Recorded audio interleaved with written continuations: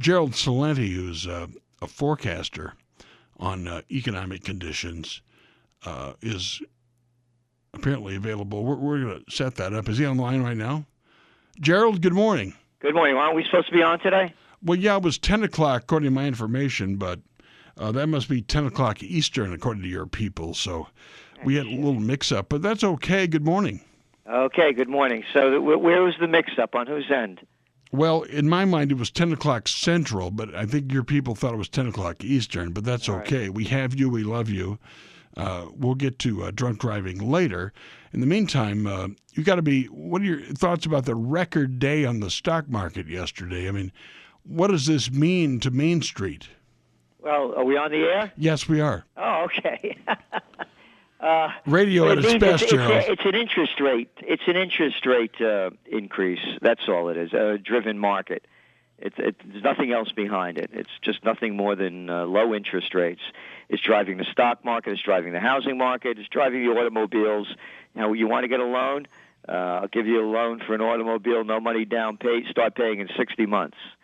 So it's just cheap money. Yeah. So how long can this go on?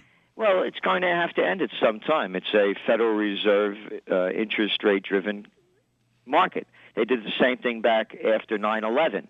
If anyone goes back to just before that, in 2000, the Dow crashed, the NASDAQ rather. The big dot-com bubble exploded. And what happened was that after 9/11, they lowered interest rates to 40-year lows, and they created the real estate bubble. They're doing the same thing now, but not only in the United States, but they're doing it worldwide. You look what's going on in Japan. They're lowering interest rates. They're pumping money into the system. The yen has declined some 20% since they announced that policy in December. You look what's going on in Europe. Mario Draghi, the head of the European Central Bank, he said very clearly that what they were going to do was buy up all those worthless bonds as long as they could keep buying them and keep pumping more money into the system. Over here we call it quantitative easing. Right. Over there they call it ongoing monetary transactions. So this is clearly an interest rate-driven recovery, and at some time interest rates are going to have to go up, and the economy is going to crash. Of course, we've been hearing that now for, it seems like, 100 years, Gerald. And Michael Bloomberg last week said we could borrow money forever. Again, you can do it, and you'll debase the currency. And that's going to happen at some point. And this is unprecedented, what's going on. You go back to Davos about a month ago, and what happened in Davos as well was that the word was 3 letters, LBO, leverage buyouts. The whole merger and acquisition boom has happened again because it's so cheap to borrow money. And they're doing it in China as well. They're printing money, and they're dumping it into the system, and that's what's keeping it going. Oh, yeah. But they're doing it differently. What they're doing, rather than giving it to the banks only, they're using it for infrastructure repair. They're building magnificent rail lines throughout the country. So they're putting it more into the development of the nation rather than into the pockets of the bank. And you mentioned Bloomberg.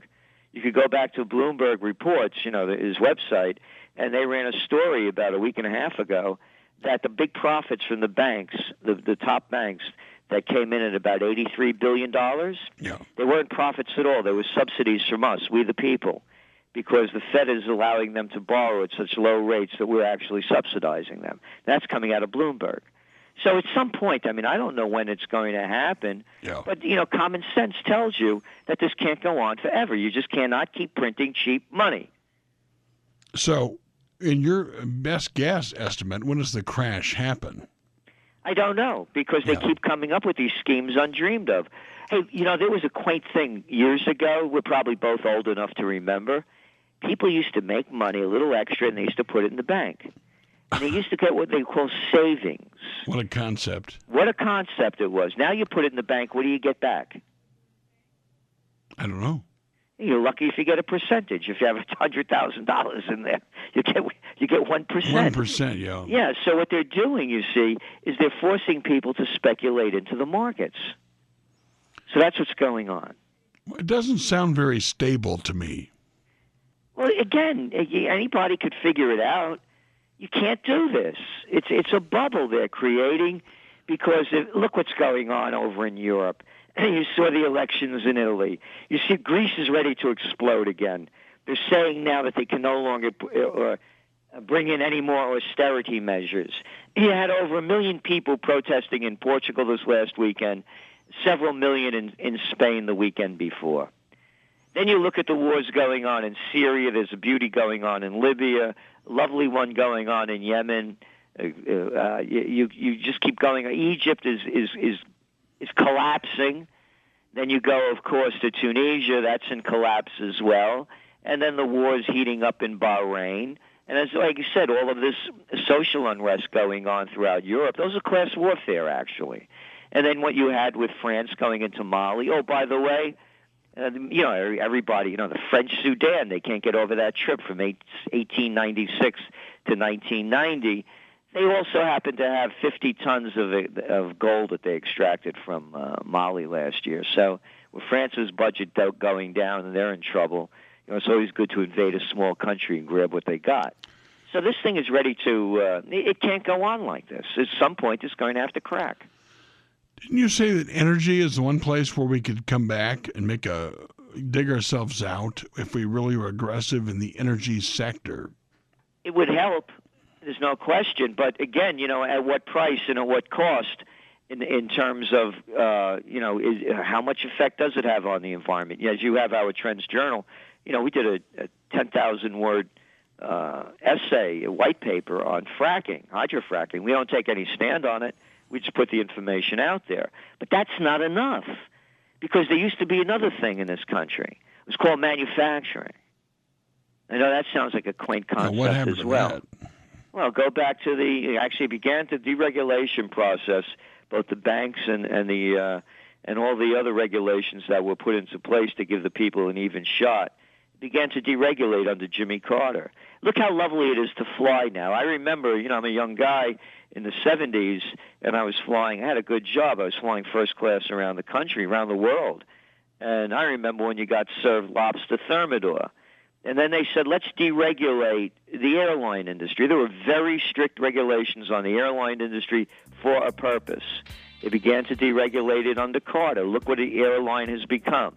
It's like getting on a bus in Calcutta. So what they've done, you see, Mitch, everything is in the hands of a few. Well, you always tell it like it is, but we appreciate the short window this morning, Gerald. TrendsResearch.com, the Trends Journal. It's a great forecaster of what's going to happen out there. You've been right on all these bubbles going back 20 years. Thank you very much for the time, and maybe you can enjoy the NCAA tournament or spring training. Just get your mind off the world economy. Okay, take care now. All right, take Thanks, care. Sammy. Bye-bye. Now,